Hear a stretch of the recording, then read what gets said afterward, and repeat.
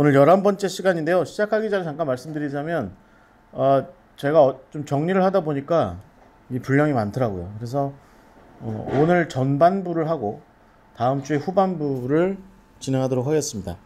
우리가 이번 주하고 다음 주에 걸쳐서 베드로전서를 함께 나눌 예정입니다. 그래서 성경책이 좀 있으시면 베드로전서를 펼쳐 놓으시고 함께 나누시면 좋겠습니다. 잠깐 기도하고 시작하겠습니다.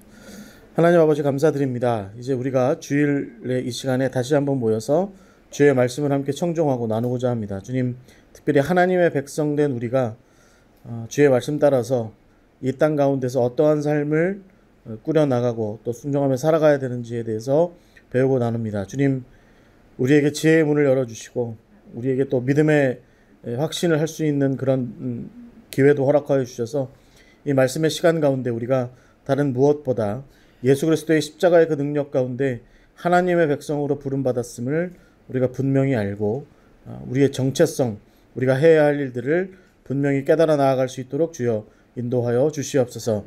시작합니다. 마치는 시간까지 성령께서 주장하여 주시옵소서. 예수 그리스도의 이름으로 기도하옵나이다. 아멘.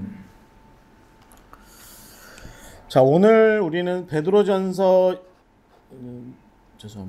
1장부터 5장까지 얘기를 좀 나눌 건데요. 그 전에 로마서의 얘기를 좀 먼저 나눌 예정입니다. 로마서의 얘기도 좀 나누고 그리고 베드로전서의 이야기로 넘어갈 텐데 오늘은 2장 10절까지 2장 10절까지 함께 나누고 다음 주에 이제 그 2장 후반부부터 3장, 4장, 5장을 베드로전서를 함께 나누고자 합니다. 베드로전서가 교회론으로서는 굉장히 중요한 책입니다. 물론 교회론의 정수는 있습니다. 에베소서, 골로새서는 기독론이다. 에베소서 같은 경우가 이제 교회론의 정수가 있습니다. 그런데 제가 말씀드린 것처럼 우리는 이제 이 성경 공부를 개념사를 정리한다기보다는 하나님의 백성이라고 하는 어떤 삶의 자세들, 태도들, 이런 것들을 좀 배우려고 하는 거예요. 하나님께서 이제 새롭게 예수 그리스도를 통해서 교회 시대를 여시고 나서 그 교회 시대라고 하는 것을 넘어서면서 그 교회라고 하는 것을 통해서 하나님의 백성은 도대체 어떤 일들을 하면서 살아가는 것인지에 대해서 함께 나누는 시간이 오늘이 되겠고요. 다음 주까지 그렇게 하고 그 다음 주에는 이제 하나 남았습니다. 뭐 남았냐면 요한계시록이 남았습니다. 그래서 이제 종말론에 대한 이야기를 나누고 나면 우리가 이제 마라나타를 외치고 마라나타를 외치고 하나님의 나라로 가는 겁니다. 여름방학이 아니지. 마라나타를 외쳤으면 주여 어서 오시옵소서라고 외치고 하나님 나라를 소망하는 그 시간으로 나아가도록 하겠습니다. 자, 먼저 개념을 정리하자면 여러분 이제 화면을 보시면 하나님의 백성된 교회는 주님 다시 오시는 그날까지 이 땅을 나그네 공동체로 살아가면서 예수 그리스도의 십자가 정신과 방법으로 이 땅 사람들에게 기쁨을 전하고 이 땅 사람들에게 평안을 안겨주는 가운데 고난과 금심이 힘들고 어렵게 한다 할지라도 거룩한 백성이며 제사장 나라로서 자기 사명을 다하며 살아간다. 이것이 이제 하나님의 백성이라고 하는 부분이 이제 교회 시대로 넘어가서 어떤 모습으로 나타나게 되느냐라고 하는 이야기가 집중적으로 이제 이야기가 되어야 될 것 같습니다. 이제 이야기의 단초는 이렇습니다. 예수님께서 이렇게 사도행전 1장에 하늘로 올라가신 다음에 금방 올게 라고 말씀하시고 금방 오셨으면 괜찮은데 정확하게 얘기하자면 여정 안 오셨거든요.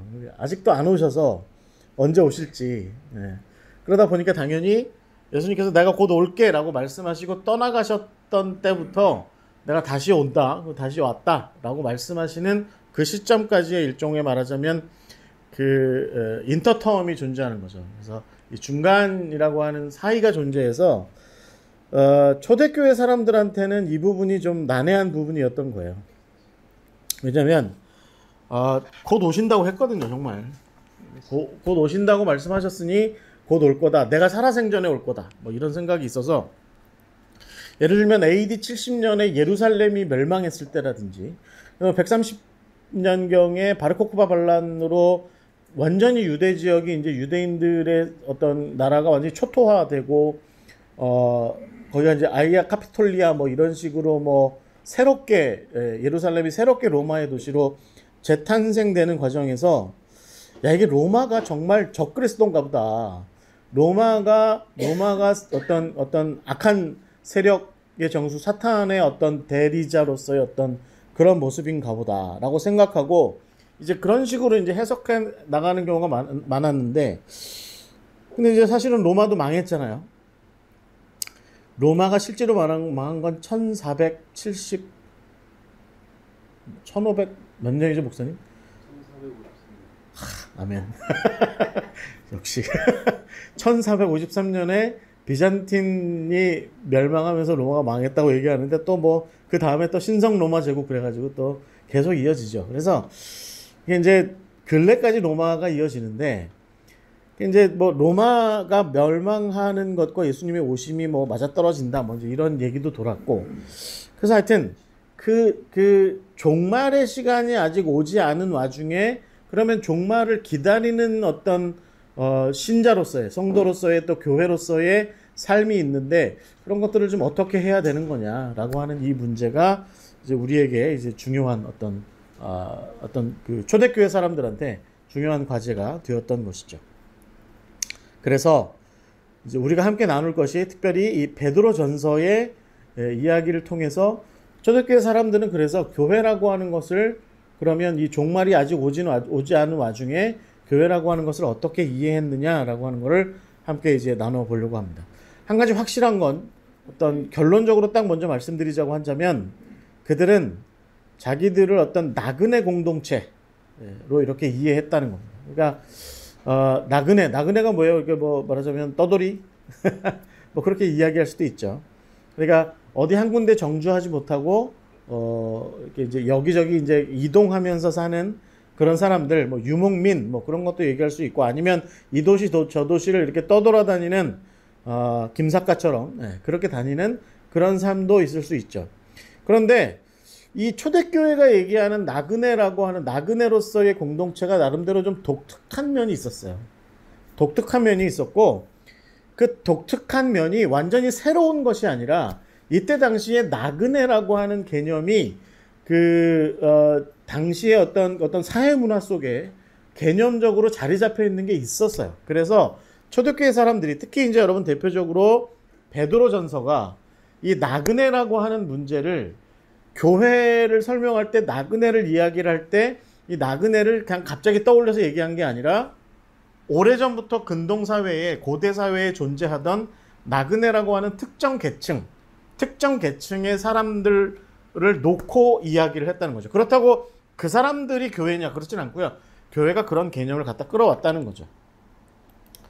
그 개념이 뭐냐면 이런 겁니다. 여러분 보시면 영어로 써 있는데 게르라고 하는 게 있습니다. 이건 이제 히브리어.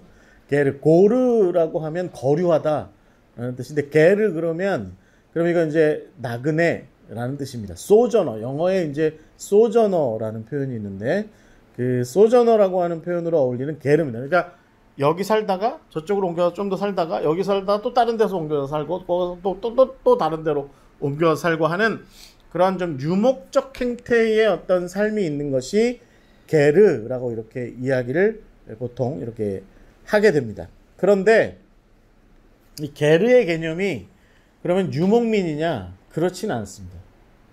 게르가 꼭 유목민은 아닌 거예요. 그러면 오늘날에는 게르를 가장 잘 쓰는 사람들이 유목민인데 게르가 그러면 어떤 존재냐? 예를 들면 히브리 같은 사람들도 게르의 일종이라고 얘기하는 경우도 있어요. 히브리. 왜 그러냐면 이 히브리 사람들이 이게 어떤 하나의 민족 개념이 아닌 거죠. 옛날에는 그러니까 모세가 이스라엘 백성을 데리고 탈출을 할 때 애굽에서 탈출을 할 때 히브리라고 하는 이 앗비루 혹은 히브리 이렇게 불렸던 이 사람들이 특정 종류의 어떤 기술을 가지고 있던 사람들이었습니다. 그러니까 예를 들면 무기를 만든다든지 아니면 전차 있잖아요. 마차 같은 거 이런 걸 만든다든지 아니면 도시를 건축하는 석공 기술 같은 거 이렇게 갖고 있다든지 옛날에 여러분 우리 오늘날도 흉내를 내지 못하는 콘크리트 제조법이 있었는데 그런 거 이제 제조하는 거라든가. 지금 오늘날 흉내를 못 낸대요. 이 콘크리트 로만 콘크리트라고 보통 얘기하는데 로마 시대까지 전수됐는데 그 다음에는 이게 없어졌대요, 기술이. 그래서 오늘날 콘크리트보다 훨씬 더 강력한 콘크리트인데 이런 것들을 뭐 이런 작업을 좀 한다든지 아니면 어떤 뭐 이렇게 그 문화를 정리한다든지 뭐 이런 역할을 했던 사람들, 특별히 말하자면 어떤 공업적인 어떤 가공이 가능한 사람들, 이런 사람들이 이제 보통 히브리라고 불렸는데 이 사람들이 어떤 한 도시에서 일을 맡잖아요. 예를 들면 어떤 도시의 지도자가 우리 도시를 위해서 칼을 1000개 만들어줘라. 그러면 이제 1000개를 만드는 거죠. 뚝딱거리고 1000개를 만드는데 다 만들면 돈을 받고 또 다른 데로 떠나요. 또 다른 도시에 가서 또 이제 이렇게 만들고 또 다른 데 떠나고 뭐 이렇게 그렇게 해서 이제 말하자면 일종의 말하자면 돌아다니면서 그런 어떤 그 제조업을 이렇게 하거나 했던 사람들을 이런 어떤 그 게르, 그러니까 나그네라고도 이야기를 많이 했다는 거죠. 당연히 그러다 보니까 시민권이라고 하는 개념은 고대에도 존재했거든요. 오늘날에만 존재하는 게 아니라 시티즌십이라고 하는 것은 오늘날에만 존재하는 게 아니라 옛날에도 존재했거든요. 특별히 도시별로 그런 것들이 존재했어요. 그러니까 그 도시에는 대체적으로 이런 종류, 고대로부터 이런 사람들이 있었던 거죠. 귀족이라든가 뭐 왕이라든가 뭐 사제라든가 이런 사람들이 있는데 이런 모든 사람들이 다 공통적으로 뭘 갖고 있냐면 그 도시의 권리와 의무를 가진 시민이라고 하는 사람들로 불렸다는 겁니다. 그러니까 시민권이 있고 그 시민들 밑에 누가 있었을까요? 노예가 있었어요. 노예들은 이제 이 시민들의 일상생활을 도와주고 하는, 또 봉사하는 뭐 이런 그런 반강제적이고 혹은 강제적으로 사는 그런 사람들인데 그 외에 나그네라는 사람들이 있었다는 거죠. 그러니까 이제 우리 같은 사람들은 성경을 읽어 내려갈 때 나그네라고 얘기를 하면 최희준의 나그네 떠올리고 인생은 나그네길 뭐 이렇게 하면서 이렇게 좀 김삿갓 생각하고 뭐 이제 이렇게 되는데 이 나그네라고 하는 것은 그때 당시에 고대 사회의 어떤 도시나 성읍이나 나라의 어떤 특정한 계급으로 존재했던 사람들입니다. 계층으로. 그러니까 그 도시 출신은 아닌데 외국에서 히브리라는 사람들처럼 뭔가 기술적으로 뭔가를 작업하기 위해서 잠시 여기에 들어와서 사는 사람들이에요. 사는 사람들인데 경제적으로 모든 일을 다 해요. 그런데 정치적인 권한이나 군사적인 권한은 없어요. 그러니까 일이 끝나면, 그래서 어떤 업무가 다 끝나면 또 떠날 수도 있고 아니면 그냥 영구히 그 도시에서, 우리로 얘기하면 요즘에 그런 건 뭐라고 그러죠? 영주권이라고 하죠. 거류권, 영주권을 가지고 영원히 살 수도 있는데 시민은 아닌 거예요. 시민은 아니야. 그러면 전쟁이 터지면 어떻게 될까?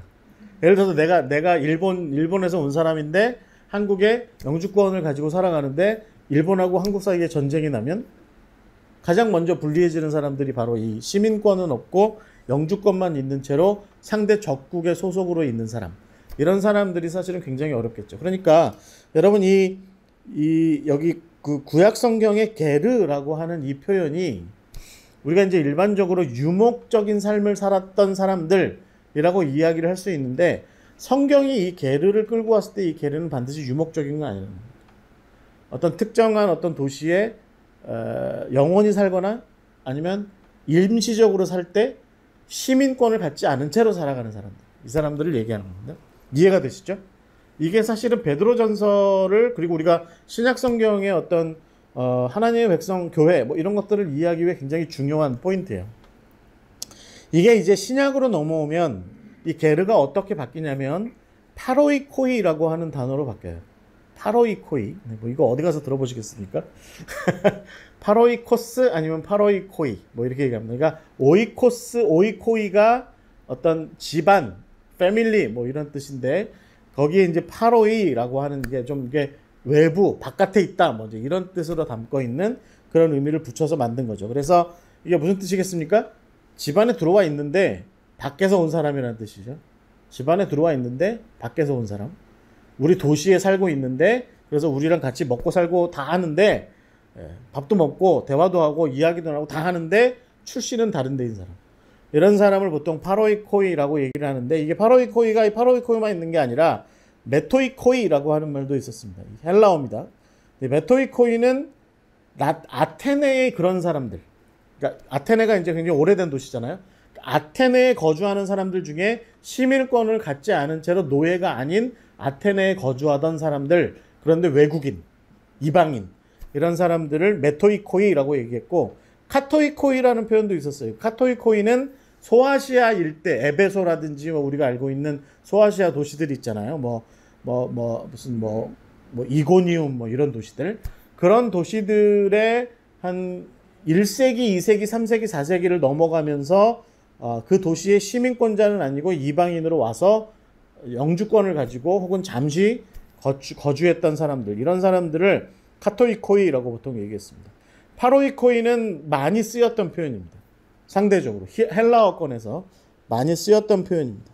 자, 여러분 이제 이해가 되시죠? 이제 오늘날도 사실은 이런 사람들 있죠. 제 친구도 이 파로이코이예요. 어디에서 파로이코이냐면 일본에서 파로이코이예요. 거류하는 거죠. 왜냐면 시민권은 안 갖고 그냥 외국인으로서, 그래서 지문날인도 다 하고, 하여튼 거류민으로 일본에 사는 거죠. 거류민으로. 그러니까 예를 들면 대표적으로 경제적인 활동은 다 합니다. 그래서 세금도 내고 애들 학교도 다 보내고 다 합니다. 그런데 한 가지 못하는 게 뭘까요? 선거권은 없습니다. 피선거권도 없습니다. 그러니까 그 나라에서 사는데, 그 나라에서 거류민으로 사는데 어떤 정치를 통해서 자기 권익을 주장할 수는 없는 사람. 그게 이제 거류민. 네, 대표적인 어떤 모습인 거죠. 여러분, 요거를 좀 잘 이해하셔야 됩니다. 요거를 잘 이해하셔야 우리가 그리스도인의 삶이라고 하는 것이 결국은 이 파로이코이의 삶이라는 거죠. 파로이코이의 삶이다 라고 하는 것을 우리가 이제 이렇게 이야기를 하고자 하는 겁니다. 여러분, 나중에도 제가 얘기하겠지만 아브라함이 나중에 그 아내 사라를 장례 치를 때, 막벨라굴에 장례 치를 때 그 햇사람들한테 뭐라고 얘기해요? 내가 이 땅을 거류하는 나그네입니다. 그러니 저한테, 제가 무슨 땅이 있겠습니까? 저한테 좀 땅을 좀 파시죠. 햇사람한테 아주 정중하게 이렇게 이야기하잖아요. 이게 바로 대표적으로 파로이코이, 게르 이런 사람들의 특징이다. 특징이다. 그러니까 여러분 이 삶이 편하진 않아요. 그런데 그 도시 가서 왜 살까요? 자기 나라에서 살면 되지. 그러니까 자기 나라에서도 살기 쉽지 않으니까. 자기 나라에서도 살기 쉽지 않으니까 자기 나라는 떠나왔고 남의 나라에서 사는데, 남의 나라에서 살면서 참 좀 대접받지 못하고 사는 그런 모습이 있었던 거죠. 네. 이런 사람들이 다시 본국으로 돌아오면, 돈 많이 벌어서, 특히 돈 많이 벌어서 본국에 돌아오면 약간 좀 떵떵거리는 경향이 있습니다. 내가 미국에서 살다 왔는데 시민권자는 아니고 영주권자야. 그래도 돈을 많이 벌었어. 한국에 돌아와서 좀 떵떵거리고 그런 모습이 있어요. 그런 사람들이 사도행전에 자유민의 회당 사람들이었습니다. 따지고 보면 자유민의 회당 사람들이 그런 사람들. 그러니까 나중에 스데반이랑 논쟁하다가 스데반을 그 산헤드린에다가 고소해가지고 스데반을 죽게 만든 사람들이 이 자유민의 회당 사람들인데, 이 사람들이 이제 그런 태도가 있었던 거죠. 제가 원래 출신이었던 구레네라든가 아니면 그레데라든가 저기 어디 소아시아의 어떤 도시들에서는 막 사람 대접 못 받고 홀대 받고 일은 다 하지만 결국은 대접도 못 받고 그렇게 살다가 고향 땅, 조상들의 고향 땅 예루살렘에 와서는 마치 굉장히 훌륭하게 잘 산 것이냐 떵떵거리고 이렇게 얘기하는 거죠. 내가 말이야, 내가 거기서 살 때는 이렇게 살았어.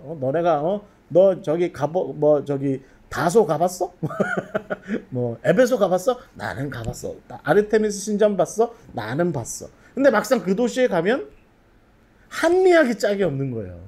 본국에 와서는 떵떵거리고 잘난 체 하는데 그 에베소 같은 그런 도시 데살로니카 이런 데 가면 한미하기 짝이 없는 거죠. 막 쥐죽은 듯이 살아야 되는 그런 존재가 사실은 파로이코이의 모습일 수 있다.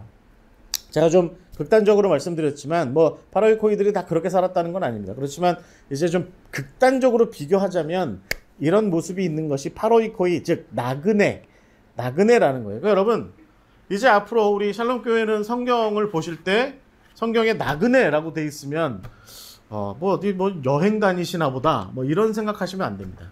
이 나그네는 굉장히 어떤 사회학적인 계층이 분명하게 있었던 어떤 위치에 있었던 신분, 그런 신분의 사람이었다라고 하는 것입니다. 좀 잘 이해하시고 넘어가시면 좋을 것 같아요. 중요한 건 성경이 이 나그네라고 하는 것을 생각보다 성경 전반에 걸쳐서, 그건 구약뿐만 아니라 신약도 마찬가지로, 신약뿐만 아니라 구약도 마찬가지로 성경 전반에 걸쳐서 나그네적 삶을 어떤 하나님의 백성들, 출애굽한 이스라엘, 아니면 뭐 족장들, 또 포로된 이스라엘 백성들, 뭐 예수님의 제자들, 또 사도행전의 교회, 뭐 이들을 어떤 나그네라고 하는 맥락으로 그 범주 안에다가 집어넣어서 우리가 나그네다라고 이렇게 많이 얘기한다는 거죠. 사실은 우리에게도 이런 개념이 많이 들어와 있죠. 이런 개념이 뭐 저 멀리 배는 나의 시온성 같은 노래 한번 생각해 보세요.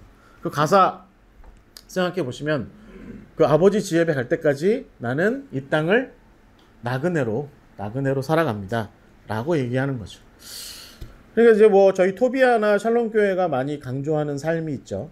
순례하는 삶. 순례하는 삶이 바로 이 나그네적 삶이다라고 얘기하는 거고요. 그래서 이제 우리가 저도 얼마 전에 그 페이퍼에다가 한번 우리 저 소식지에다 썼는데, 결국 순례하는 삶은 유목적 어떤 나그네적인 삶이 어떤 유목적 삶이 아니라 순례하는 삶으로서의 나그네 삶을 이야기하는 거다라는 것을 좀 분명히 좀 잘 이해하시고 넘어가셨으면 좋겠고, 제일 중요한 표현이 하나 있습니다. 그게 뭐냐면 그 예레미야서 29장의 표현이에요. 예레미야서 29장. 제가 설교 말씀할 때나 뭐 이럴 때 가끔 예레미야서 29장 많이 얘기하죠. 저희 샬롬 교회는 이 예레미야서 29장을 중요하게 여기셔야 됩니다. 왜냐하면 거기에 예레미야의 편지가 이 나그네됨의 문제를 잘 얘기하고 있는 거예요. 그러니까 예레미야가 뭐라고 그래요? 아까 우리 장로님도 질문하셨는데 1차 포로, 2차 포로로 잡혀갔던 한 만 몇천 명 되는 유대인들이 이제 바벨론에서 살고 있는데, 그 사람들이 이제 그 마지막 그 예루살렘이 멸망할 때까지 시점으로 보면 제가 보기에는 한 20년 정도 세월이 있었어요. 20년, 605년, 주전 605년에 잡혀가고 예루살렘은 589년에 586년 사이에 멸망했으니까 한 20년 정도 이렇게 세월이 있었는데, 그 세월 동안 포로로 바벨론에서 산 거죠. 바벨론 살다 보니까 뭐 바벨론 여자 만나서 결혼할 수도 있고, 바벨론 남자 만나서 결혼할 수도 있고, 또 다니엘은 어떻게 했어요? 왕궁에 들어가서 공무원 생활도 좀 하시고 높은 자리에 올라가셨겠죠. 공무원 생활도 좀 하시고. 모르드게는 어떻게 살았어요? 모르드게는 성문 지키는, 말하자면 어떤 수문장 같은 그런 역할도 했죠. 에스더 대표적이죠. 에스더는 왕비까지 됐잖아요. 그러니까 이런 삶들이 있었던 거죠. 그러니까 포로로 잡혀가서 살아가는 그런 삶이 있었는데, 예레미야가 보낸 편지에 이렇게 써 있는 거죠. 너희가 포로로 잡혀간 그 성에서 결혼하고 자식 낳고 땅도 가꾸고 직업도 얻고 돈도 벌고 그러고 살아라. 그렇게 사는 이유가 있다. 왜냐하면 너희가 그 성의 평안을 구해야 한다. 그러니까 이게 굉장히 중요한 문제죠. 그러니까 그 포로로 잡혀간 이스라엘 백성들이, 말하자면 나그네로 그 땅을 살아가는 그 하나님의 백성이 그 자기를 포로로 잡아가서 자기를 나그네적 삶으로 강요한 그 땅, 그 성읍, 그 나라, 그 땅의 그 사람들의 평안을 위해서 수고하라는 겁니다. 이게 예레미야의 편지입니다. 열심히 살아라. 너를 속박하고 너를 묶어두고, 여러분 시편 147편에 어떤 노래가 나와 있어요? 그발강가에서 포로로 잡혀간 이스라엘 사람들한테 그 바벨론 사람들이, 야 포로 당신 일로 와봐, 노래 좀 불러봐. 그러면 버드나무로 만든 수금을 뜯으면서 노래를 부르는데 무슨 노래 불렀다고요? 성전의 노래를 불렀대요. 우리로 얘기하면 찬송가를 부른 거죠. 찬송가를 불렀는데 바벨론 사람이 야 거기다 그 가사 붙이지 말고 하나님 붙이지 말고 마르둑이라고 얘기하고 뭐 하나님의 백성이라고 얘기하지 말고 바벨론의 신민 뭐 이런 표현으로 써라.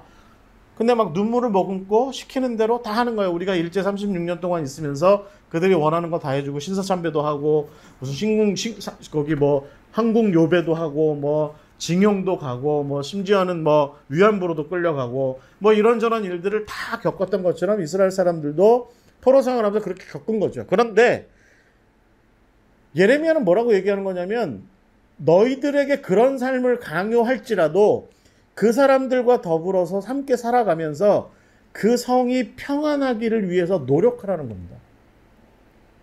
이게 놀라운 얘기죠.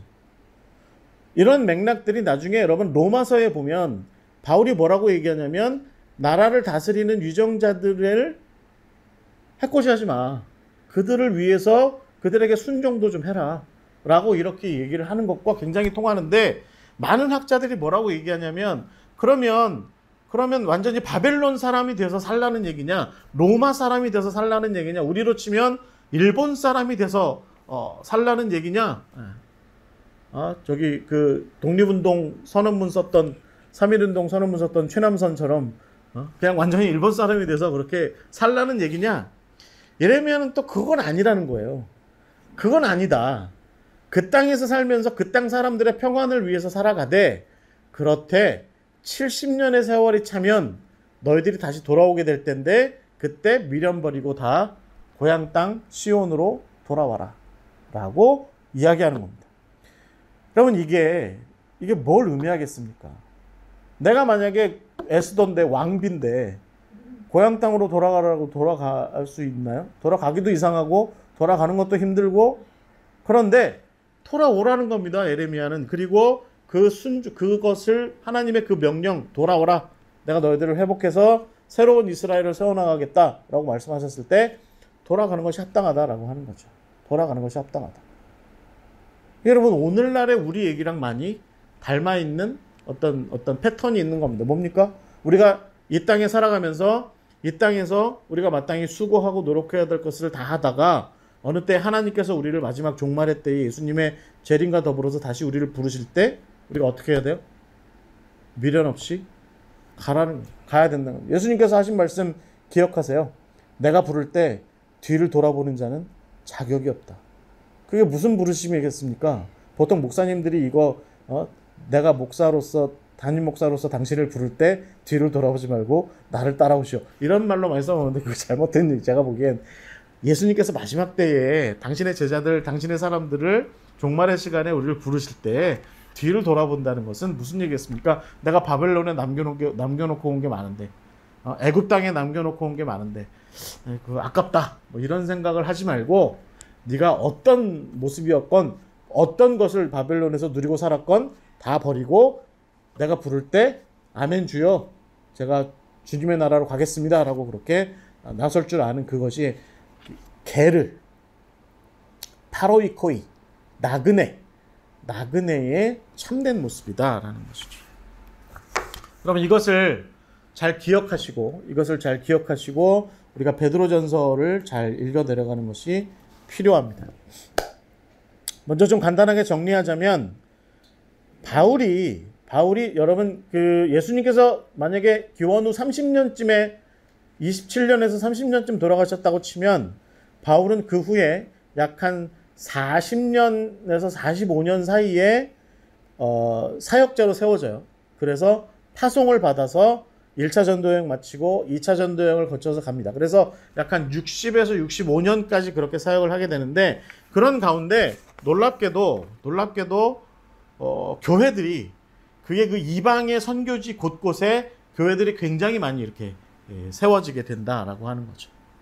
근데 그럼 여러분 흥미로운 건 뭐냐면 그 대부분의 그 교회 최초에 세워졌던 교회 예루살렘이나 유대 지역에 세워졌던 교회들을 생각해 보면 그 교회들은 대부분이 주도를 했던 사람들이 어떤 사람들이요? 다 유대인들이었을 거 아니에요. 그러니까 유대인들이나 아니면 유대교에 귀의했던 지난주에 제가 말씀드렸던 하나님을 경외하는 사람들 정도 그런 사람들이었을 텐데 이 사람들은 나름대로 유대인으로서 율법에 해박한 사람들이었을 거라는 거죠. 그러니까 이 율법을 완성하기 위해서 오신 예수 그리스도라고 하는 맥락이 이 사람들 입장에서 볼 때는 굉장히 납득이 되고 이해가 되는 문제니까 예루살렘이나 유다 지역에 혹은 갈릴리 일대에 있었던 초대교회들은 예수님을 유대인으로서 혹은 유대인의 어떤 율법과 하나님의 계명의 완성자로서 예수 그리스도를 보는 그런 안목이 크게 문제가 되지 않은 거죠.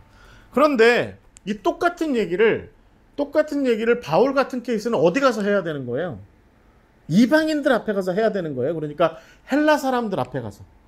이것이 납득이 잘 되지 않는 사람들. 이 세계관이 말하자면 그 구약 성경이 이야기하는 그 출애굽과 포로기를 넘어오면서 만들었던 그 세계관이 이 이방 세계에 있던 사람들로서는 잘 이해가 되지 않을 만한 그런 문제였던 것이죠. 그래서 여러분 바울의 교회에서 분명하게 드러나는 특징들이 뭐냐면 예수 그리스도를 포인트로 잡기 시작한다는 겁니다. 예수 그리스도 자체, 예수 그리스도의 십자가 죽으심, 예수 그리스도의 부활, 이것에 초점을 많이 맞춘다는 거예요. 여러분 이게 예수님의 죽음이 바울식으로 표현하자면 이렇게 돼요. 낮아져서 저 밑에까지 내려갔다가 다시 올라오는 게 죽음과 부활의 의미인 거죠. 죽음과 부활. 이건 우리도 이런 식으로 이해를 많이 합니다. 이런 식으로 이해를 많이 하는데 이 십자가의 죽음과 부활, 그래서 예수님께서 완전히 죽음 가운데 잠기셨다가 자기가 완전히 죽으셨다가 하나님의 능력으로 다시 부활하셨다라고 하는 그 이야기를 이 바울이 그 이방인들의 그런 사회, 이방인들의 세상에 가서 이 포인트를 가지고 많이 이야기를 하기 시작했다라고 하는 겁니다. 그러면서 유대인이나 헬라인이나 누구나 다 이 예수 그리스도의 십자가를 믿는 믿음 가운데 새로워져야 된다 라고 하는 이야기로 새롭게 포인트를 정리를 이렇게 하기 시작한 거죠. 그러니까 한 가지 확실한 것은 이전에 베드로나 야고보나 요한이나 이런 유대계 지도자들도 뭐 예루살렘이나 그런 곳에서 이런 포인트를 굉장히 많이 강조해서 잘 가르쳤는데, 그러나 바울처럼 이 포인트가 분명하게 살아있는 경우는 별로 없었다는 거예요. 이 포인트가 분명하게 살아있는 경우. 그래서 바울이 정말 저는 훌륭한 사람이라고 생각하는 건 뭐냐면, 바울이 출애굽이라고 하는 사건, 그 다음에 포로로부터 돌아와서 예수 그리스도의 제자된 공동체와 더불어서 함께 새로운 이스라엘을 이루어가되 그 전형이 이 출애굽 사건에 있다. 출애굽 사건에 있다라고 하는 것을 초대교회와 바울이 굉장히 많이 강조를 많이 했는데, 그 포인트가 강조된 것이 어디에서 나타나냐면 세례와 성찬에서 나타나는 겁니다.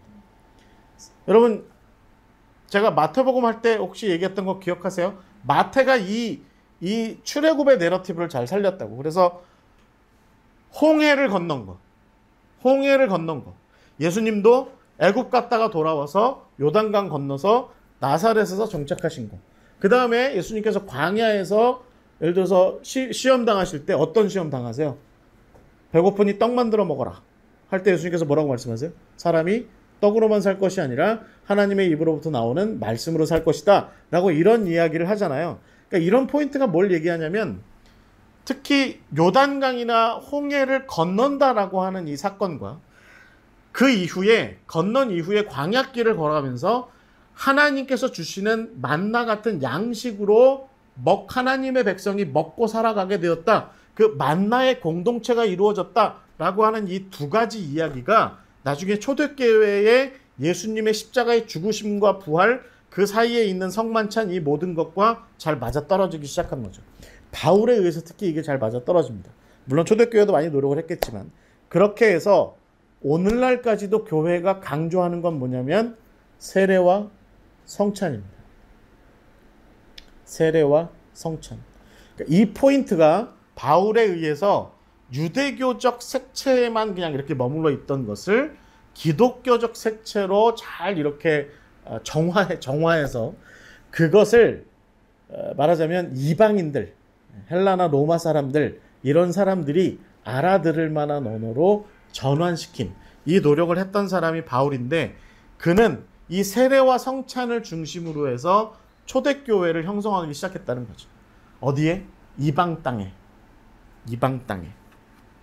그래서 여러분 정말 중요하게 여겨야 되는 포인트가 뭐냐면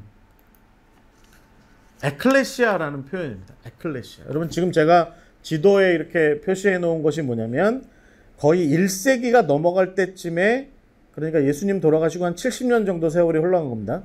70년 정도 세월이 흘러가는 동안에 세워진 교회들이 있는 위치들이에요.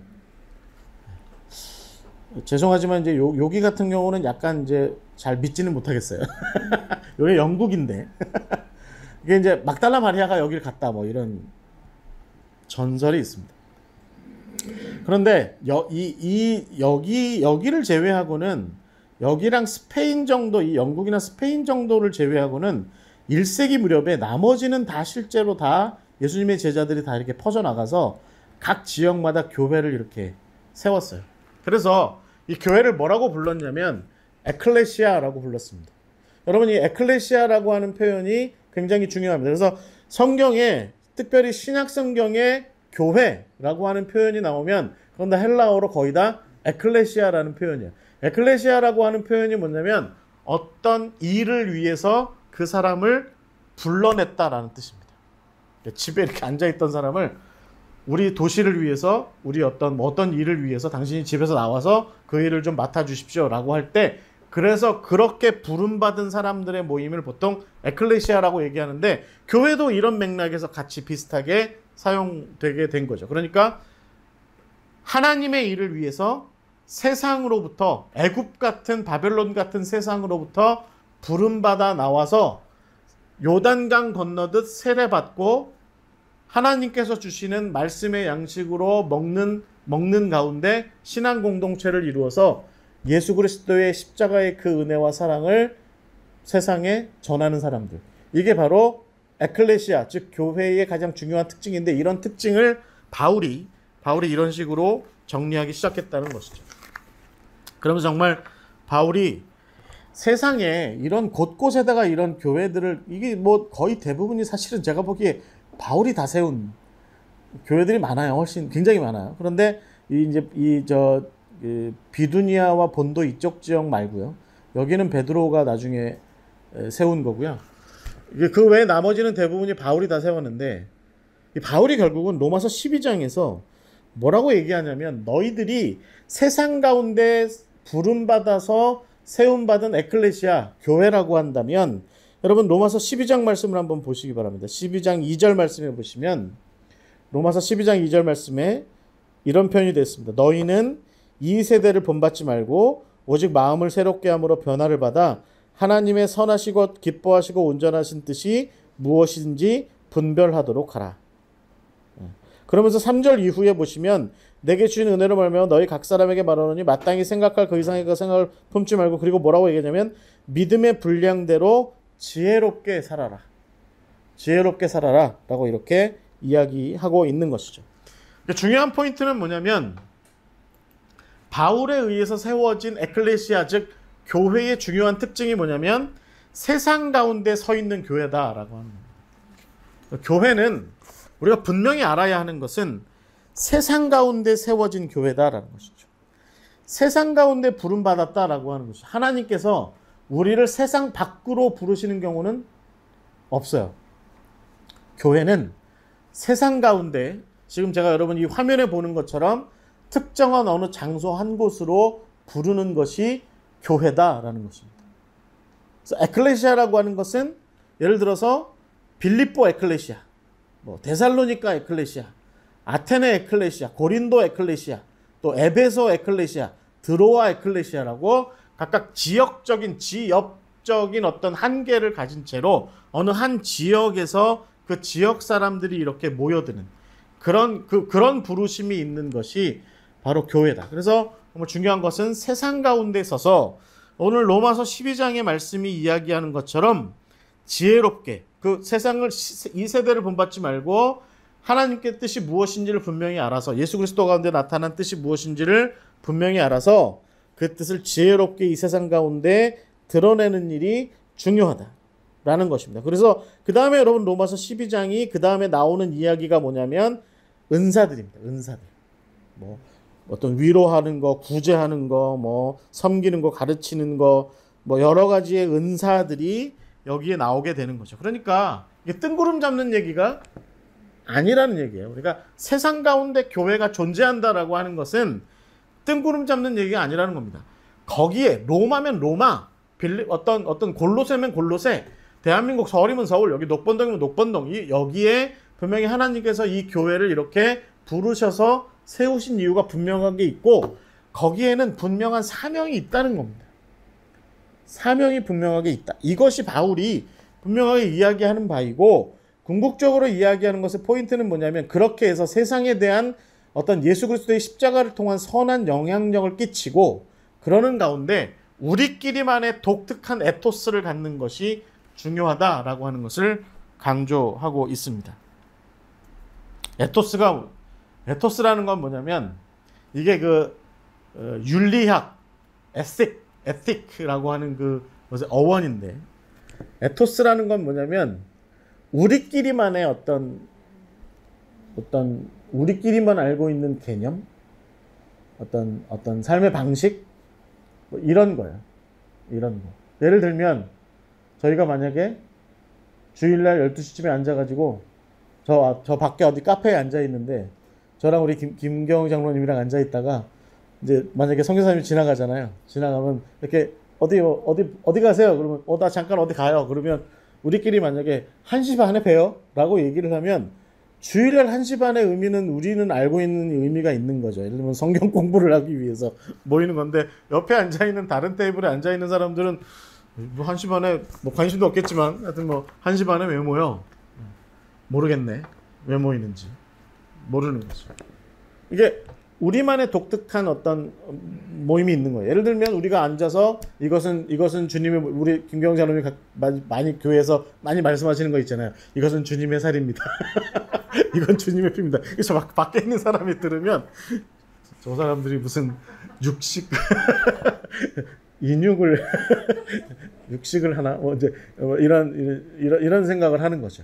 이런 생각. 근데 우리는 그 의미가 뭔지를 아는 거죠. 그래서 실제로 여러분 초대교회 사람들이 그 식인 풍습이 있었다. 식인 풍습을 가진 사람들이다라는 그런 오해를 많이 받아서 실제로 그 로마의 제국 내 곳곳에서 핍박을 많이 받은 이유 중에 하나가 맨날 우리 장로님들이 말씀하시는 것처럼 이건 우리 예수님의 살입니다. 이건 예수님의 피입니다. 이게 자꾸 얘기하니까 밖에서 들을 때는 그것도 동굴을 안쪽에서 얘기하면 이게 울림 소리가 막 밖에서 들릴 거 아니에요. 그러면 이들이 식인을 하나 보다. 이런 생각을 하게 되는 겁니다. 그러니까 이런 것들이 이제 말하자면 에토스입니다. 그래서 우리가 바라보는 어떤 세상을 바라보는 관점, 우리의 어떤 하나님에 대한 개념, 그 다음에 우리의 어떤 윤리적인 행동의 방식, 뭐 이런 것들이 예를 들면 왼손이 하는 것을 오른손이 모르게 하라, 오른손이 하는 것을 왼손이 모르게 하라, 뭐 이런 식의 어떤 표현들이라든가 이런 것들에 우리만이 이해할 수 있는 독특한 에토스가 형성이 되는 것이 세상 속 교회의 모습이라는 거예요. 그러니까 이중적인 모습이 분명하게 있는 거죠. 그게 뭐죠? 하나는 뭐냐면 세상이 우리가 교회인 것을 알게 하는 어떤 모습도 있어요. 그래서 초대교회 많은 사람들이 저들은 하나님 예수를 믿는 사람들이야. 그래서 칭송을 보냈다. 박수를 보냈다. 이런 모습도 있고 또 다른 모습은 어떤 모습이냐면 우리끼리만의 모습들이 있다는 거죠. 그래서 안디옥 교회 사람들에게 안디옥 사람들이 뭐라고 그래요? 저들은 그리스도인. 라고 얘기한 것은 그들만의 독특한 에토스를 가진 채로 그들만의 삶의 방식으로 그들만의 공동체를 이루었던 그런 것에서 연유하는 것입니다. 여러분, 이런 생각을 좀 우리가 가질 필요가 있습니다. 교회가 하는 일은 세상이 다 납득할 만해야 한다. 맞아요? 한편으로는 맞고 한편으로는 틀린 거예요. 그렇잖아요. 교회가 하는 일은 세상이 납득이 돼야 돼. 예를 들면 어떤 교회를 안 다니는 어떤 분이 교회에 와서 뒤에 와서 설교를 들어요. 근데 납득이가 안 돼. 납득이가 안 돼요.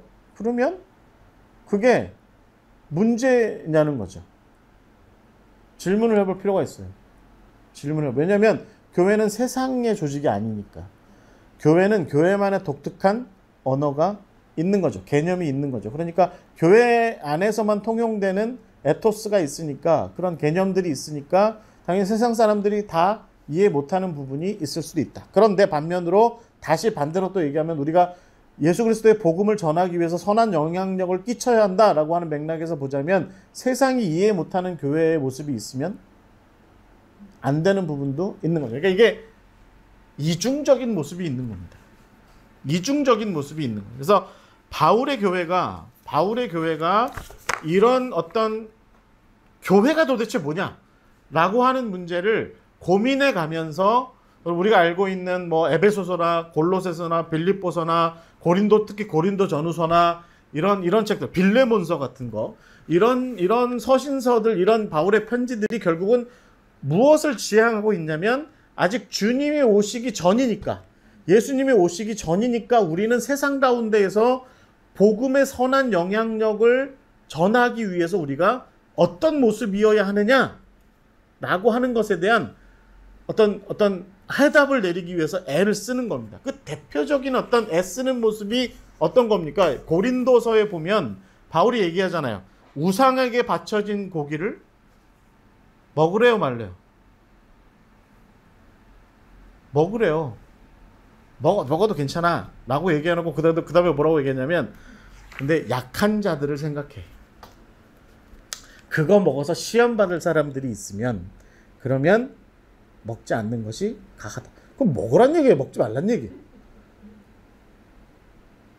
그 옛날에 제가 교수님한테 수업 들으면서 그런 질문한 적이 있거든요. 그랬더니 교수님 뭐라고 그러냐면, 나중에 천국 가서 물어보자. 그러니까 이게 정답이라는 거죠. 그러니까 정답이 뭐냐라고 물으면 먹되 먹지 마 라는 거예요. 그러니까 고린도서에 보면 이런 표현이 많아요. 결혼하되 하지 마. 자유하되 자유하게 살지 마. 뭐 이런 식의 표현들이 있는 거죠. 그게 무엇 때문에 그렇습니까? 공동체도 결속시키면서, 교회 공동체도 온전하게 하면서, 그러면서 동시에 하나님의 예수 그리스도의 십자가의 도리를 세상에 전하기 위한 가장 합당한 방법을 찾아 나가는 여정에서 이런 일들이 일어나게 된다라는 겁니다. 여러분 어떻게 생각하세요? 우리는 맨날 정답 찾잖아요, 정답.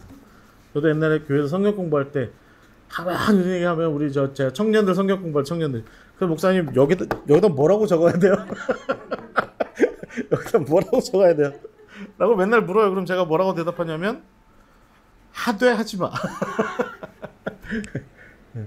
결혼을 해도 돼. 근데 하지는 마. 뭐 이런 식의 대답이 있는 거죠.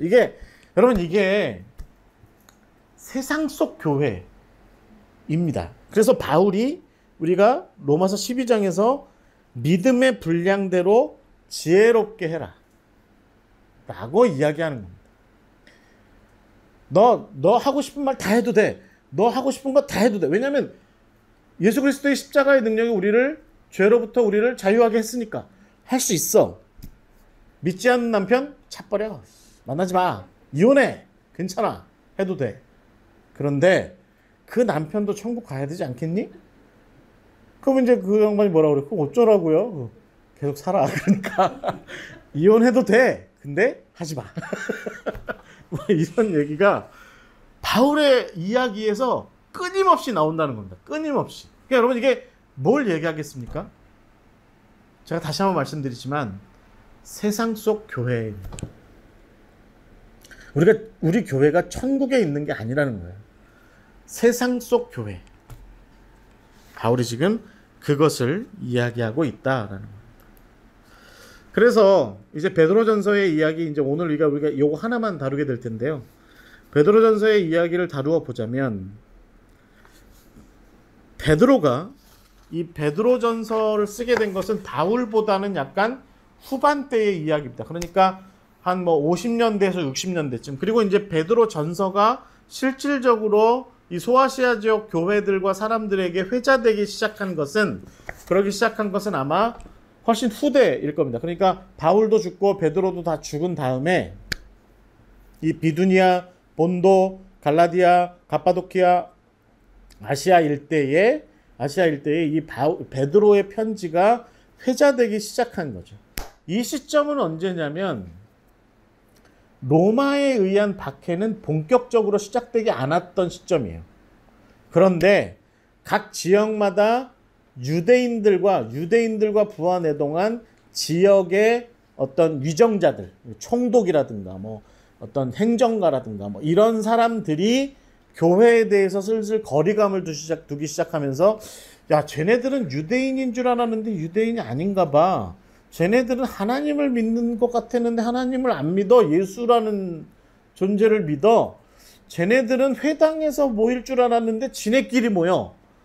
쟤네들은 뭐 또 이래. 쟤네들은 또 우상은 아무것도 안 했고 또 유대인이랑 비슷해. 뭐 이렇게 막 이렇게 얘기가 회자되기 시작하면서 유대인도 아니고 그렇다고 완전히 이방에 어떤 속해 있는 어떤 존재도 아닌 공동체도 아닌 그들만의 독특한 공동체로 교회가 이해되기 시작하는 시점에, 그러니까 제가 보기에는 70년, 80년 이때쯤 넘어가는 이야기입니다.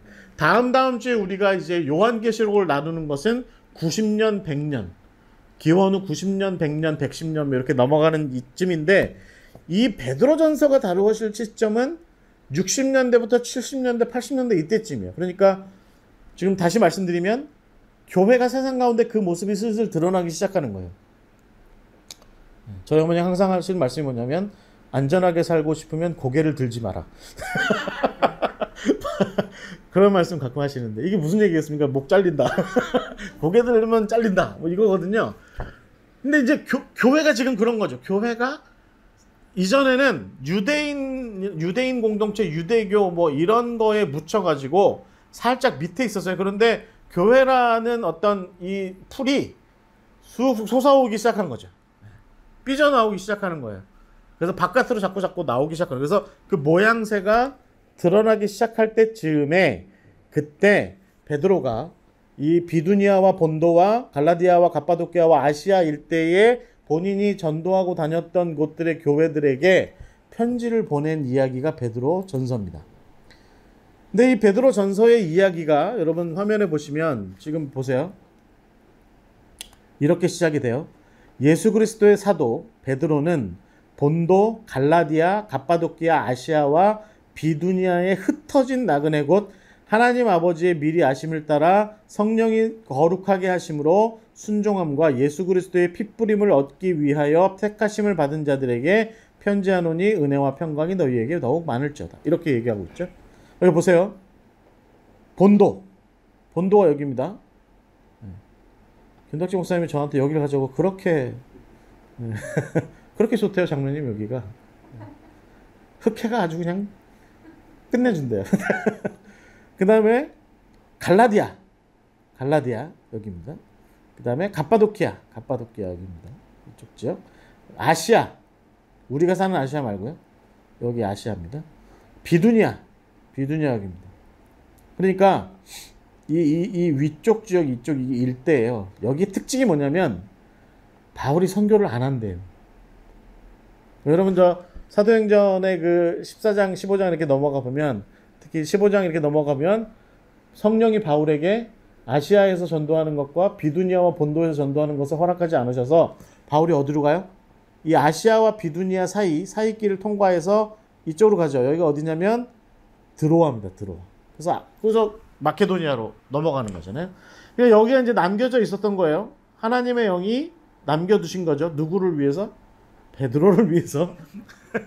베드로를 위해서 남겨둔 건데, 베드로가 사역을 다 하고 그 사람도 순교하고 편지가 남겨졌어요. 그래서 편지가 이쪽 지역에 회자됐는데 베드로가 어찌 알았는지 이제 앞으로의 70년, 80년대의 시대를 넘어갈 때 이 시대에 교회가 상황이 점점 어려워질 거다, 힘들어질 거다라고 하는 것을 알고 이 사람들에게 너네가 나그네처럼 살게 될 거다. 아까 제가 말씀드린 거 있죠? 나그네라는 건 시민도 아니고 노예도 아닌 것이 그 도시와 그 성읍을 위해서, 그 나라를 위해서 온갖 충성과 온갖 어떤 봉사는 다 하고 그러다 저러다가 상황 나빠지면 제일 먼저 잡혀 죽는 사람들. 그게 나그네라고 말씀드렸잖아요. 그런 개념의 나그네입니다. 여기 베드로전서 1장에 나와 있는 이 나그네. 제가 옛날에 캐나다에서 있을 때 요 베드로전서 1장 가지고 성경 공부한 적이 있었는데, 교회에서 거기 그 이민하신 분들이잖아요. 학생들이고 막 앉아서 저는 성경 공부하는데 이 베드로전서 1장을 이렇게 읽는데 막 울더라고요. 흩어진 나그네 이 표현 나오니까 울더라고요. 그러니까 이민 생활이 힘든 거죠. 남의 나라에서 살기가 쉽지 않은. 우리가 하나님의 나라의 백성이잖아요. 하나님의 나라의 백성인데 지금 어디서 살아요?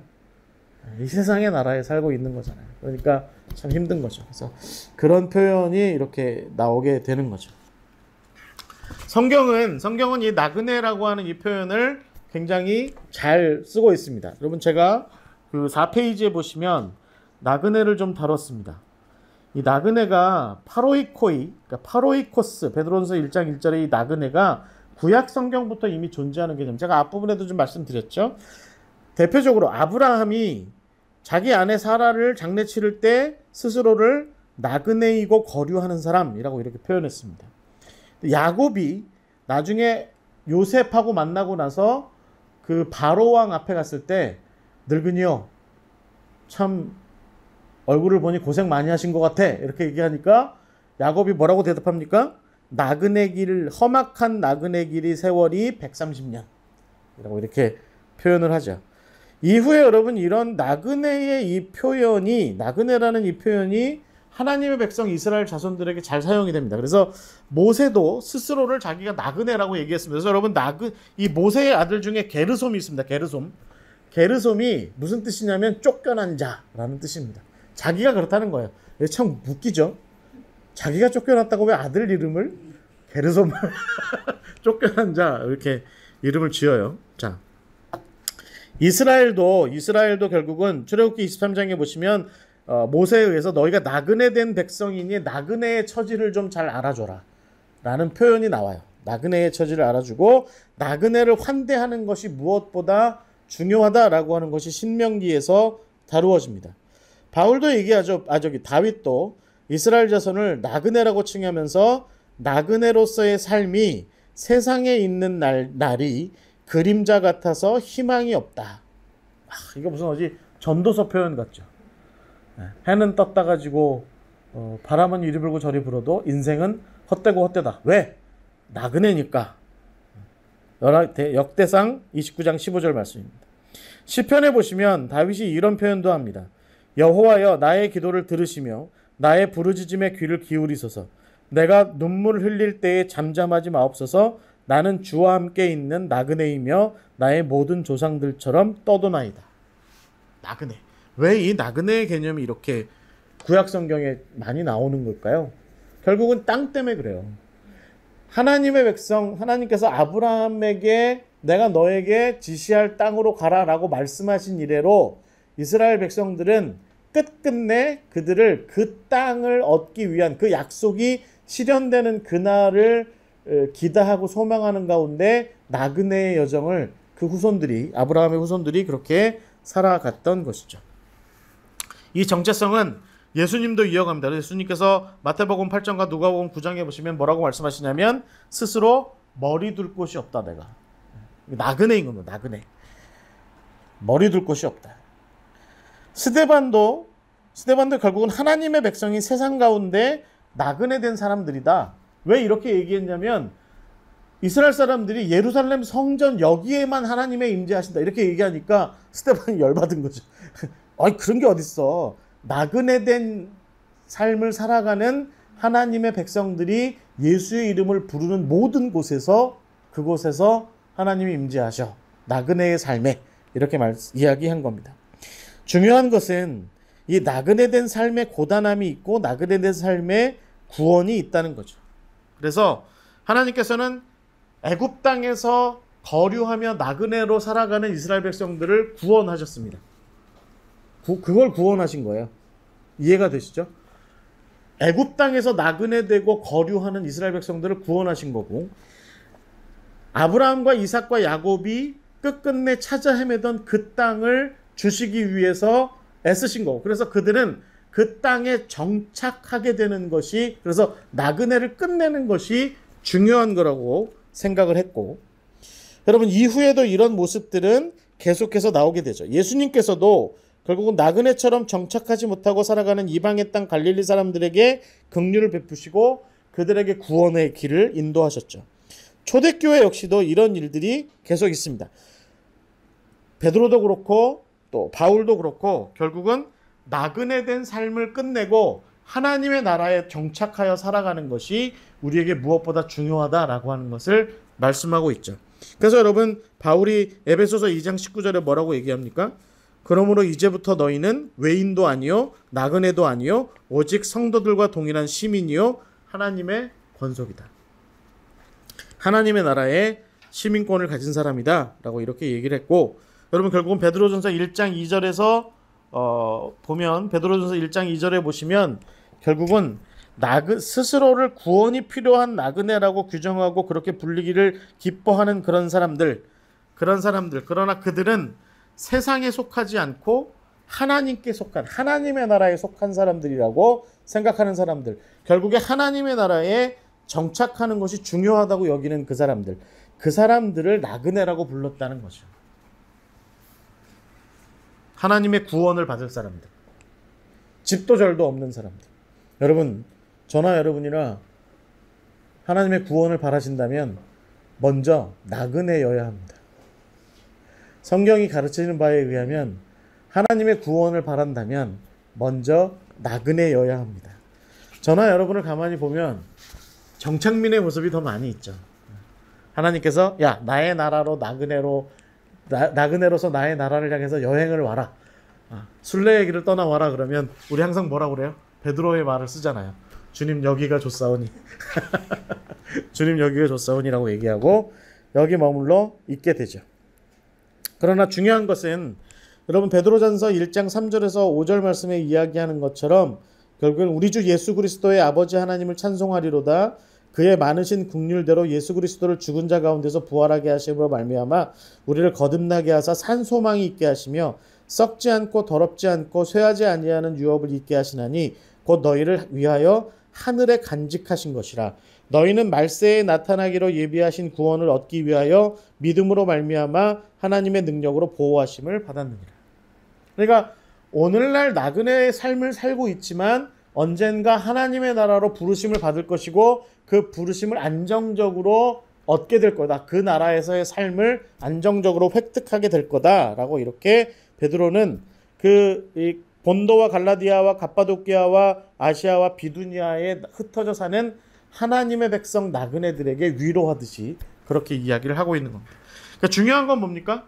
출애굽 백성들이, 그러니까 애굽 땅에서 종살이하던 백성들이 애굽 땅으로부터 출애굽하는 것이 목적이었고, 바벨론에서 포로된 사람들이 바벨론으로부터 포로된 생활을 끝내고 가나안으로 시온으로 돌아가는 게 목적이듯이 예수님의 제자들도, 예수님에게서 배운 제자들과 사도들도 당대의 교회들에게 뭘 얘기하는 거예요? 예수님께서 다시 재림의 주님으로 오셔서 우리를 당신의 나라로 인도하시는 그날까지 나그네의 삶을 신실하게 살아가되 소망, 미래의 소망을 잊지 말고 살아가라. 하나님께서 끝내주실 나그네의 삶, 그때를 소망하며 살아가라 라고 얘기하는 거죠. 여러분 이것이 우리에게 매우 중요한 일이고, 그 다음에 여러분 이 8절에서 이 베드로전서 1장 8절에서 9절을 보시면 이런 표현이 나와요. 이런 표현이, 너희의 믿음의 확실함은 불로 연단하여도 없어질 금보다 더 귀하여 예수 그리스도께서 나타나실 때의 칭찬과 영광과 존귀를 얻게 할 것이라. 예수를 너희가 보지 못하였으나 사랑하는도다. 이제도 보지 못하나 믿고 말할 수 없는 영광스러운 즐거움으로 기뻐하나니 믿음의 결국 곧 영혼의 구원을 받음이라. 그러니까 이 나그네의 삶에서 주어지는 게 뭐가 있다는 거예요? 그러니까 시련과 고난이 있다는 거죠. 어려움과 난관이 있다는 거죠. 슬픔이 있다는 거죠. 그런 일들 가운데 너네들이 소망을 버리지 않으면 결국은 하나님께서 우리를, 세상 나그네된 하나님의 백성들을 구원하실 것이다 라고 이렇게 이야기를 하고 있는 것입니다. 네. 중요한 것은 뭡니까? 중요한 것은 뭐냐면 이 23절 1장 23절에서 25절의 말씀입니다. 거기 보면 이렇게 되어 있어요. 너희가 거듭난 것은 썩어질 씨로 된 것이 아니요 썩지 아니할 씨로 된 것이니 살아있고 항상 있는 하나님의 말씀으로 되었느니라. 그러므로 모든 육체는 풀과 같고 그 모든 영광은 풀의 꽃과 같으니 풀은 마르고 꽃은 떨어지되 오직 주의 말씀은 세세토록 있도다 하였으니 너희에게 전한 복음이 곧 이 말씀이니라. 세상은 다 끝나겠지만 하나님의 말씀은 영원히 살아있을 터이니 그래서 너희들의 나그네된 삶을 하나님께서 예수 그리스도를 통해서 끝내실 터이니 이제 그때까지 너희들이 신실하게 믿음을 가지고 그 날을 기다려라. 기다려라. 라고 그렇게 이야기하고 있는 겁니다. 종말론적이죠. 여러분, 우리 신앙은, 우리 교회로는 굉장히 종말론적이어야 합니다. 우리 샬롬교회가 우리가 영원하듯 샬롬교회도 영원하리라. 그러면 안 되는 거죠. 그러면 안 되는 겁니다. 한국 교회 중에 그런 교회가 많아요. 그렇게 신앙 고백하시는 분들도 많아요. 실제로 우리 아무개 교회는 영원하리라. 우리 담임 목사님도 영원하시리라. 뭐 이런 얘기하는 거 잘못된 겁니다. 그러면 안 돼요. 다 모든 육체는 풀과 같고 그 모든 영광은 풀과 같고 다 마르고 꽃은 떨어질 거다. 끝날 거다. 그러나 주의 말씀만이 영원할 것이고 우리의 나그네된 삶도 끝날 때가 있다는 거죠. 끝날 때가 있다는 거예요. 그러니까 천국에 들어가게 되면 우리는 나중에 이제 다음 주에 제가 이제 말씀드리겠지만 딱 끝나요. 우리 김덕진 목사님 가이드 그만하셔야지. 천국 가면 거기서도 가이드 하겠다고 여기저기 또 사람들 데리고 돌아다닐까 걱정인데 그만하셔야 돼. 나그네는 이 생에서가 끝이다 라고 하는 겁니다. 자, 그 다음에 그래서 2장으로 넘어가면 그래서 우리 교회는 어떤 모습이어야 하느냐라고 하는 것을 구체적으로 이제 이야기하기 시작합니다. 그래서 2장 1절부터 쭉 보시면 이렇게 되어 있습니다. 그러므로 모든 악독과 모든 기만과 외식과 시기와 모든 비방하는 말을 버리고 갓난 아기들같이 순전하고 신령한 젖을 사모하라. 이는 그로 말미암아 너희로 구원에 이르도록 자라게 하려 함이라. 이게 무슨 말씀입니까? 순전한 하나님의 말씀, 그 말씀만을 바라고 하나님께서 주시는 양식만을 바라며 살아가라 라고 하는 겁니다. 이 땅 가운데서 광야 같은 길을 걸어가면서 애굽에서 살 때 좋았는데 애굽에서 살 때 먹을 것 좋았는데 그런 얘기 하지 말라는 겁니다. 지금 광야길을 걸어가는 중에 하나님께서 주시는 신령한 그 은혜를 더 사모하고 그 말씀 가운데에서 열심히 살아가라 라고 하는 겁니다. 그러면서 광야길을 나그네로 걸어가면서 성장하고 자라야 한다 라고 이렇게 이야기하고 있는 거죠. 그리고 3절 말씀에 보면 너희가 주의 인자하심을 맛보았으면 그리하라. 사람에게는 버림받았으나 하나님께서는 택하심을 입은 보배로운 산돌이신 예수께 나아가 너희도 산돌같이 신령한 집으로 세워지고 예수 그리스도로 말미암아 하나님이 기쁘게 받으실 신령한 제자를 드릴 거룩한 제사장이 될지어다. 성경에 기록되었을 때 보라 내가 택한 보배로운 모퉁이 돌을 시온에 두노니 그를 믿는 자는 부끄러움을 당하지 아니하리라 하였으니 그러므로 믿는 너희에게는 보배이나 믿지 아니하는 자에게는 건축자들이 버린 그 돌이 모퉁이의 머릿돌이 되고 또한 부딪히는 돌과 걸려 넘어지게 하는 바위가 되었다 하였느니라. 그들이 말씀을 순종하지 아니함으로 넘어지나니 이는 그들을 이렇게 정하신 것이라. 이게 무엇을 의미하겠습니까? 예수 그리스도를 중심으로 해서 하나님의 말씀을 중심으로 해서 이 세상 가운데서 하나님의 말씀으로 받아 먹으면서 성장하는 가운데 교회가 온전해질 수 있기를 위해서 수고하라는 겁니다. 주님이 오시는 날까지 교회가 온전하기 위해서 수고하라는 겁니다. 이게 중요하다는 거예요. 여러분 이게 왜 이렇게 중요할까요? 사도행전 2장부터 4장에서 이미 우리는 그것을 배웠어요. 세상 가운데 나아가서 핍박당하고 나면 교회로 돌아오는 게 맞다는 거죠. 내가 세상 가운데서 수고하고 헌신하고 나면 그렇게 이 세상 가운데 나그네로 살아가면서 세상의 복음을 전하다가 예수님을 전하다가 하나님의 나라를 전하다가 그렇게 힘들어지고 어려워지면 고향 같은 교회로 돌아올 수 있는 그 자기의 어떤 나그네의 공동체가 있어야 한다라고 하는 거죠. 그런 교회가 없다라고 하는 것을 제가 지금 안타깝게 생각하는 것이 아니라 저는 오히려 반대로 생각합니다. 오늘날 저를 비롯해서 우리 모두가 돌아갈 교회를 별로 필요로 하지 않는다는 거죠. 그냥 신앙생활을 독불장군처럼 자기 혼자 해도 얼마든지 천국 가는데 아무런 어려움 없을 거다라고 생각하고 거기에 머물러 있는 그런 나그네들이 많으신 거예요. 그런데 여러분, 참신앙이라고 하는 것은요, 결국은 세상 가운데에서 시련당하고 고난당하다가 주일이 되면 교회로 돌아와서 교회 공동체 가운데에서 회복하고 부흥하는 것이 합당한 것입니다. 그런지 제발 우리 샬롬교회는 왜 우리 교회는 이걸 이렇게 안 해줘? 라고 하지 마시고, 여러분이 신령한 집이에요. 여러분이 하세요. 남보고 왜 안 하냐고 얘기하지 마시고, 목사들한테는 하셔도 돼요. 네, 목사님들한테는 하세요. 목사님들한테는 부탁하시고 요청하시고 하십시오. 목사들은 그러기 위해서 존재하는 거니까. 그런데 여러분끼리는 그런 얘기 하지 마세요. 여러분 스스로가 신령한 집이 되어 가셔야 합니다. 주님 오시는 날까지. 그래서 어떤 내 동료 사역자가, 내 동료 성도가 세상 가운데서 어려움 겪고 힘든 일 겪고 다시 교회로 돌아왔을 때 내가 그를 온전하게 회복시켜 줄 수 있는 그런 어떤 샘물 같은 역할, 그런 역할을 내가 해야 된다라고 하는 것이죠. 그리고 이제 마지막에 오늘 우리가 다뤄야 되는 얘기 중에 정말 중요한 표현이 나와요. 2장 9절입니다. 9절에서 10절 말씀 우리 함께 다 같이 좀 봉독해 볼까요? 시작. 그러나 너희는 택하신 족속이요. 저만 봐나요? 2장 9절에서 10절. 여기도 본문에도 나와 있습니다.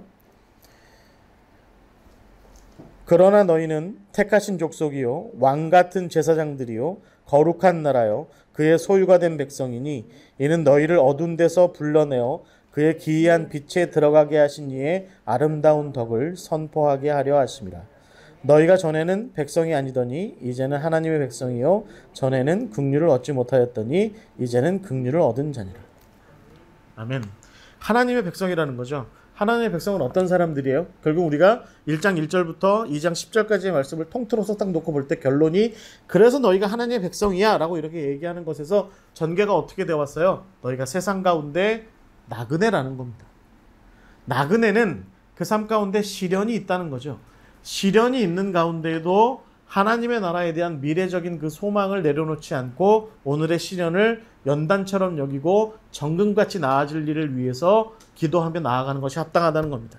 그런 가운데 나그네로서의 온전한 삶의 모습, 거룩하고 하나님의 백성으로서의 온전한 모습을 이루어가고 그런 가운데 하나님의 말씀과 교회와 더불어서 온전하여지는 것이 합당하다는 겁니다. 그렇게 되면 하나님께서 우리를 택하신 족속이고 왕같은 제사장들이고 거룩한 나라고 그의 소유한 백성으로서 어두운 데서 불러내셔서 그의 기이한 빛을 세상에 전하게 하신 그 아름다운 덕을 선포하게 하시는 그런 역할을 우리에게 감당하게 하신다라는 겁니다. 자, 이제 개념은 이렇게 정리가 되는 거예요. 그러니까 제가 바울의 이야기에서 교회론의 핵심이 뭐라고요? 세상 속에 부름받은 자들, 에클레시아. 유대적으로 부름받은 것도 아니고 이방적으로 부름받은 것도 아니고 오직 예수 그리스도의 십자가의 그 죽으심과 부활에 비추어서 부름받은 하나님의 백성. 그래서 우리가 무엇보다 중요한 게 뭐라고요? 세례와 성찬이라고요. 그렇게 해서 세상 가운데 서 있는 사람들이 에클레시아, 세상 속의 교회다. 그런데 그 교회를 정말 정확하게 표현한 표현이 뭐라고요? 나그네라고요. 나그네로서의 하나님의 백성이 중요하다는 겁니다. 나그네로서의 하나님의 백성. 이 땅을 정주하여서 살아가는 사람들이 아니라 꾸준히 하나님의 나라를 향해서 걸어가는 사람들, 순례하는 사람들의 그 모습이 우리의 모습이라는 것이죠. 그래서 그 모습 가운데서 우리에게 나그네이기 때문에, 그러니까 시민권자한테는 그렇게 함부로 하지 않을 텐데 나그네들한테는 함부로 하는 이 세상의 풍조 때문에 우리는 이 세상에서 함부로 여김을 당하고 거절당하고 또 협박당하고 또 고난당하고 핍박당하고 박해당하고 심지어는 죽기까지 하는 그런 어려움을 겪게 될지라도, 그럴지라도 너희가 거룩한 백성이요 택하신 족속이고 왕같은 제사장이다, 그의 소유된 백성이다 라고 하는 것을 잊지 말고, 무엇보다 그 모든 나그네로서의 어려운 삶의 여정들 가운데에서라도 그 하나님의 아름다운 덕을, 즉 예수 그리스도의 십자가의 그 사랑과 은혜를 세상 가운데 전하기 위해서 부름받은 자들이다 라고 하는 것을 잊지 마라. 이것이 너희들이 늘 유념해야 될 그리스도인의 이 세상 가운데에서의 정체성이다 라고 우리에게 분명하게 이야기하고 있는 것입니다. 여러분, 우리 샬롬교회가 이 나그네라고 하는 이 개념에 비추어서 저는 우리가 앞으로 성경을 계속 읽어 내려갈 때마다 예를 들면 출애굽기의 어떤 이야기들이라든가 그 다음에 또 포로기 시대의 어떤 예언자들, 특히 이사야서라든가 또 여러 가지 포로기 시대의 다니엘이라든가 뭐 에스겔서라든가 이런 이야기들을 통해서 세상 가운데 나그네된 하나님의 백성이 어떻게 살았는지를 우리가 좀 어떤 표상적인 어떤 모습들을 분명하게 잘 이해하는 우리 샬롬 교회였으면, 우리 토비아 사역이었으면 좋겠습니다.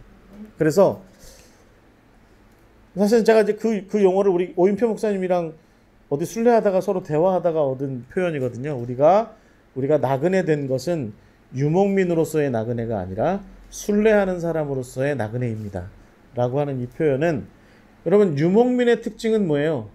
목적지가 없는 겁니다. 그냥 뭐 풀이 있는 곳이면, 물이 있는 곳이면 동물들 데리고 어디든지 왔다 갔다 돌아다니는 것인데, 그것이 바로 노마딕한 삶이죠. 노마딕한 삶. 그런데 순례하는 나그네는 어떤 사람들이에요? 하나님의 시온성, 하나님께서 새롭게 세우실 예루살렘이 우리가 가야 할 곳이다 라고 하는 그 믿음을 가지고 한 땀 한 땀 그 나라를 향해서 정진하여 나아가는 것이 바로 순례하는 나그네의 모습이다 라고 하는 것이죠.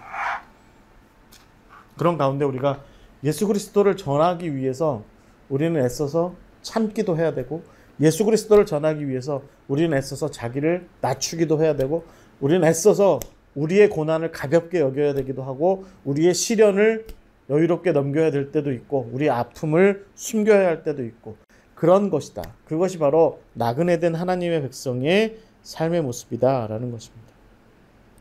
그래서 우리가 다음 주에는 이 베드로전서 2장 11절부터 3장, 4장, 5장을 넘어가면서 하나님의 나그네된 백성이 실제 생활을 어떻게 살아가는지, 거기서 예수 그리스도의 십자가의 의미는 어떻게, 예수의 고난과 십자가는 어떤 의미인지, 뭐 이런 것들을 다음 시간에 우리가 좀 함께 이야기를 나눠보도록 하겠습니다. 여러분, 기억하실 것은 이 베드로 전후서의 이야기가 회자되기 시작하는 시점이 로마가, 그 다음에 로마 사회가 점점 이 교회 다니는 사람들을 이놈들 이상하네 이렇게 자꾸 이렇게 쳐다보기 시작하는 시점이라는 겁니다. 저는 이 시점이 요즘 우리가 살아가는 시대랑 굉장히 비슷한 것 같아요. 저는 그런 면에서 한국 교회는 제가 보기엔 아직도 힘이 많아. 힘이 넘쳐서 자꾸 이렇게 싸우려고 드는데, 베드로전서의 이야기를 가만히 읽어보세요. 예수 그리스도의 십자가의 도리를 전하는 방식은 전혀 다른 법에 있습니다. 순례자는, 나그네는 순례자로서 나그네로서 다운 방식으로 예수를 전하고 하나님의 나라를 전해야 되는 것이죠. 그래서 우리가 이 베드로전서를 이렇게 함께 읽어 내려가고 있다라고 하는 거. 제가 여러분 이제까지 성경 공부에서는 이렇게 성경을 읽지 않았거든요. 이게 베드로전서가 무척 중요합니다. 제가 샬롬교회 책임 목사인 이상의 베드로전서 여러분 무조건 읽으셔야 됩니다. 우리 김덕진 목사님이 순례를 저렇게 계속 하시는 한에 베드로전서는 무조건 읽으셔야 됩니다. 함께 읽어 내려가시면서 순례하는 우리 서로를 서로 격려할 수 있는 그런 우리가 되었으면 좋겠습니다. 그 뒤에 나와 있는 이때 로마가 어떻게 변화되어 가는지, 점점 이제 황제의 정치가 세져가는 그런 시점으로 자꾸 흘러가고요.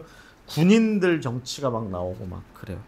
로마도 혼란스러워져 가고, 그런 가운데 그 로마 내에서 특히 기독교인들이 활동한다라고 하는 것의 의미가 도대체 뭐겠냐라고 하는 것들도 좀 제가 정리를 해봤습니다. 여러분 함께 참고해 주시고요.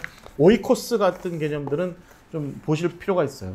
오이코스. 그래서 빌레몬서 같은 경우, 나중에 우리가 빌레몬서 한번 성경 공부하면 좋은데, 빌레몬서가 이 오이코스의 개념이 잘 살아있는 거거든요. 그래서 이런 것들 좀 함께 나누시면, 이해하시면 이 초대교회의 그 교회의 모습 좀 많이 이해하실 수 있을 것 같습니다. 자, 이렇게 성경 공부는 마치도록 하겠습니다. 오늘 함께 해주셔서 감사합니다. 기도하고 마치겠습니다. 하나님 감사합니다. 오늘도 우리에게 말씀을 허락하여 주심을 감사드립니다. 우리가 이 땅을 하나님께 부름받은 나그네로서 살아가고 있음을 분명히 알게 하시고 나그네로서의 공동체를 우리 샬롬교회가 우리 토비아가 이루고 있음을 분명히 깨달아 알게 하셔서 주님 우리가 나그네로서 하나님의 부름받은 나그네로서 합당한 모습이 우리 가운데 있게 하여 주시옵소서. 그 삶의 정체성이 분명하게 우리 가운데 세워지게 하여 주셔서 세상의 다른 어떤 사람들이 그들의 신념과 가치를 드러내는 것과 달리 하나님의 나그네 된 백성이 주 예수 그리스도의 십자가의 도리를 세상에 알리고 전하는 방식의 독특함이 우리에게 살아나야 함을 우리가 분명히 알아 우리 샬롬교회가 그 은혜로 그 깨달음으로 세상 가운데 굳건히 세워져 갈 수 있도록 주여 인도하여 주시옵소서. 함께 하심을 감사드리며 예수 그리스도의 이름으로 기도하옵나이다. 아멘. 아멘.